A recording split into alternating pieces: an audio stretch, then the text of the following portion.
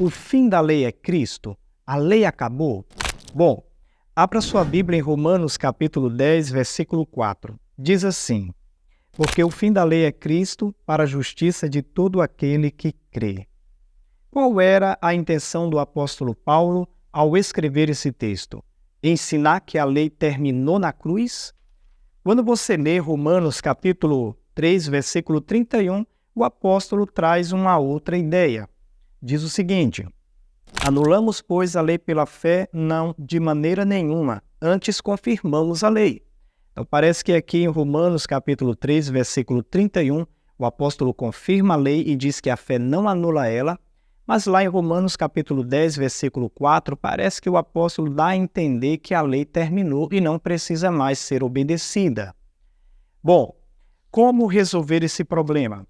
Você precisa entender o significado grego da palavra fim.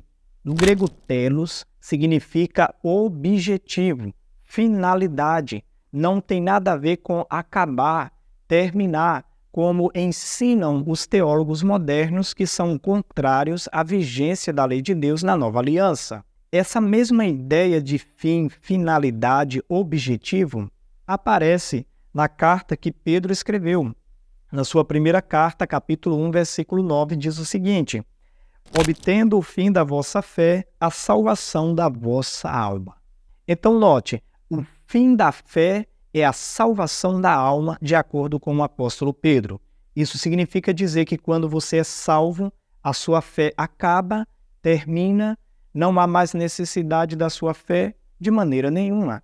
Fim aqui quer dizer que a finalidade, o objetivo final da fé é a salvação da sua alma. Então, voltando para Romanos, podemos entender o que o apóstolo Paulo escreveu no capítulo 10, versículo 4, que fim é finalidade. A finalidade da lei é Cristo para a justiça de todo aquele que crê. E em que sentido? O apóstolo mesmo explica aqui na sua carta. Quando você lê Romanos capítulo 3, versículo 20, ele diz: visto que ninguém será justificado diante dele por obras da lei, em razão de que pela lei vem o pleno conhecimento do pecado. Através da lei de Deus, você conhece o seu pecado. A lei nos mostra o pecado, a lei aponta os nossos erros. E Paulo vai repetir essa mesma ideia no capítulo 7, versículo 7.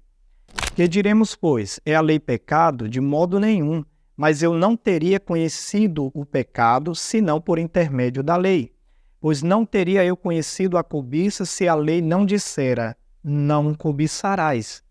Então o apóstolo Paulo, ele é claro, a lei mostra o nosso pecado, a nossa falha, e nos aponta para um Salvador, que é a solução para o nosso pecado. Cristo Jesus, que morreu na cruz e pagou a nossa dívida, o preço dos nossos pecados. É nesse sentido que o fim da lei é Cristo, ou seja, a finalidade da lei é mostrar o seu pecado para que você recorra ao Salvador que morreu na cruz por você e, através da fé no sacrifício desse Salvador, você obtenha a justificação, o perdão de todos os seus pecados. Então, nunca mais use esse texto para dizer que a lei de Deus acabou, porque Paulo vai escrever em Romanos capítulo 7, versículo 12, que a lei é santa e o mandamento é santo, justo e bom. E em Hebreus capítulo 8, do 8 ao 12, Paulo vai dizer que na nova aliança, Deus escreve as suas leis em nosso coração. E em Apocalipse capítulo 14, versículo 12, diz que os santos no tempo do fim perseveram em guardar os mandamentos de Deus e a fé em Jesus. Então, reconheça a lei de Deus na sua vida, faça a oração do Salmos 119, versículo 18, desvenda os meus olhos para que eu contemple as maravilhas da tua lei, e entenda o seguinte: se você não reconhece a vigência da lei de Deus na sua vida, você dificilmente reconhecerá que é um pecador e dificilmente recorrerá a Cristo como o seu Salvador. Se você gostou desse vídeo, deixe o seu like, compartilhe ele.